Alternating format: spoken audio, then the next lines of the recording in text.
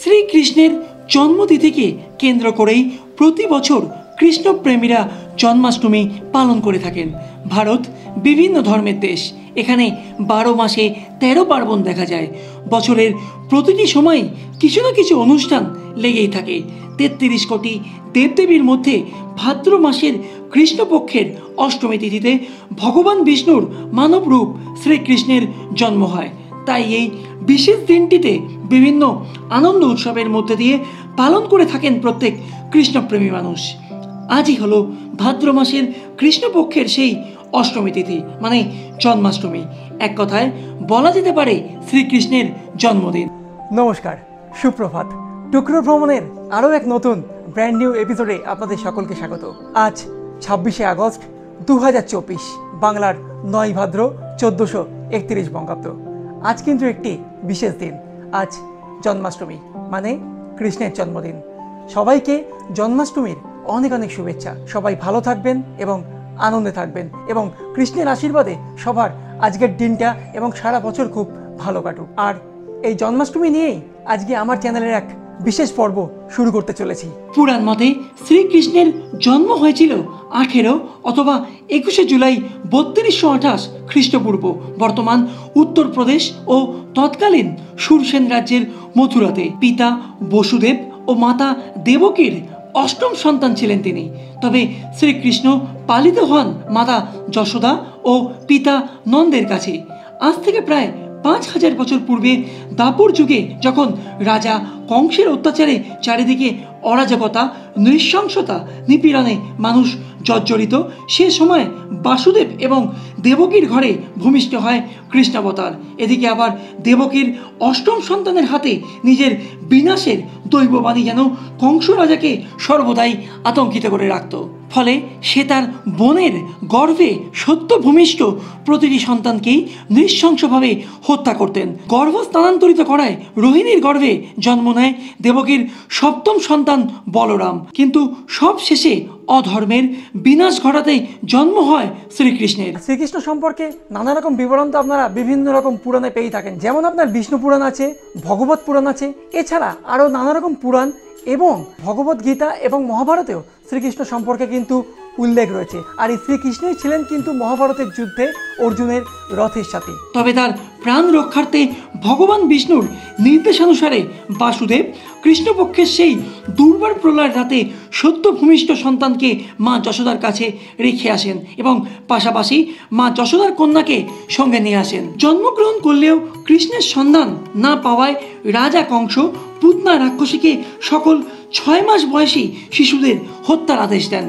রাজা কংসের নির্দেশ মতো রাক্ষসী পুতনা স্তনপান করানোর ছলে একের পর এক ছোট শিশুদের নির্মমভাবে হত্যা করতে থাকে। অবশেষে যখন পুতনা কৃষ্ণের সন্ধান পান এবং তাকে স্তনপান করাতে যান, তখন ওই মাত্র 6 মাস বয়সেই ছোট্ট কৃষ্ণ স্তনপানের মাধ্যমে পুতনার প্রাণনাশ ঘটায়। এরপর সময়ের নির্বিশেষে একে একে কালিয়ানাগ রাজা কংস সহ জগতের নানা দুষ্টকে তার নানা লীলার মাধ্যমে নিঃশেষ করে সৎধর্ম ও সৎকর্মের বার্তা দিয়ে গেছেন ভগবান শ্রীকৃষ্ণ। তিনি বলেছেন, যদা যদা হি ধর্মস্য গ্লানির্ভবতি ভারত অভ্যুত্থানাম ধর্মস্য তদাত্মানাং সৃজাম্যহম। বস্তুত এই কারণেই সকল হিন্দু ধর্মাবলম্বী মানুষের মনে শ্রীকৃষ্ণ আজও বিরাজমান। সেই কারণেই আজ তার জন্মের সেই পবিত্র দিনটিকে কেন্দ্র করে পালিত হয় জন্মাষ্টমী।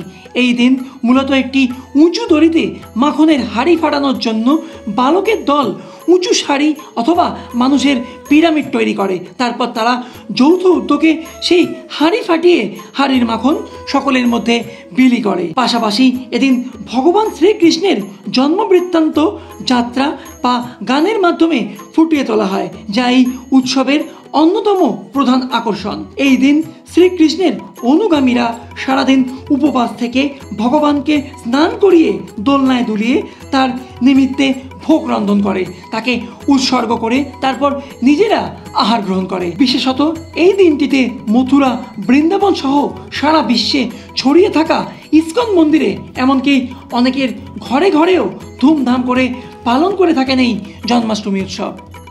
ওম নমো ভগবতে বাসুদেবায়, ওম নমো ভগবতে বাসুদেবায়, ওম নমো ভগবতে বাসুদেবায়।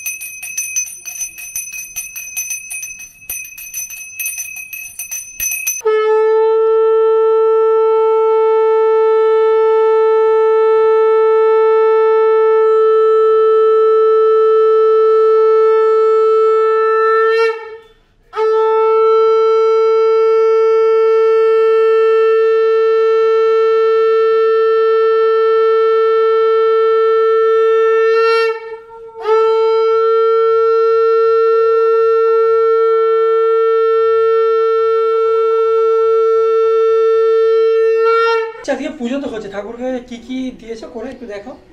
এখানে আছে লুচি, এটা সুজি, মালপোয়া, গজা, মিষ্টি, ল্যাংচা, রাবড়ি, নাড়ু, তিলের নাড়ু, ফল, তালের বড়া, মাখন, ক্যাডবেরি। এখানেও ক্যাডবেরি, এখানেও মাখন। আর এখানে রাখি আছে। হ্যাঁ, ঠাকুরের হাতে সব রাখি আছে।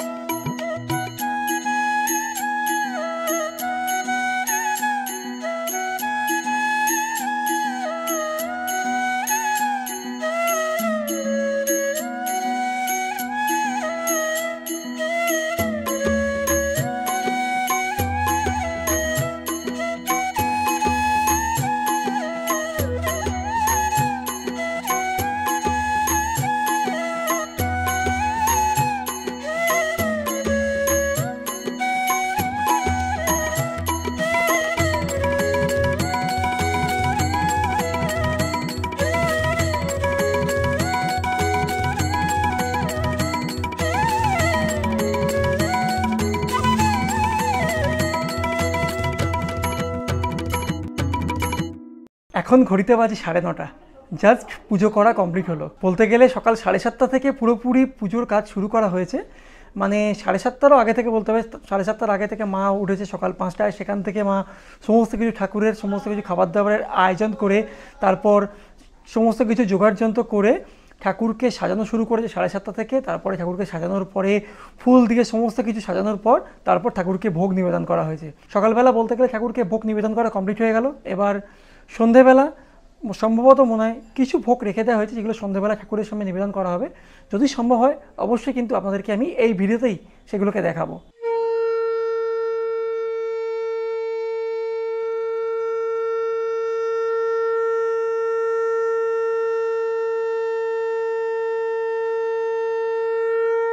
এখন সন্ধেবেলা 6:05, মানে গোপালকে আবার বিকেলবেলায় ভোগ নিবেদন করা হয়েছে। লুচি রয়েছে, 5 রকম ভাজা রয়েছে, আর এখানে রয়েছে আপনার সিমইয়ের পায়েস।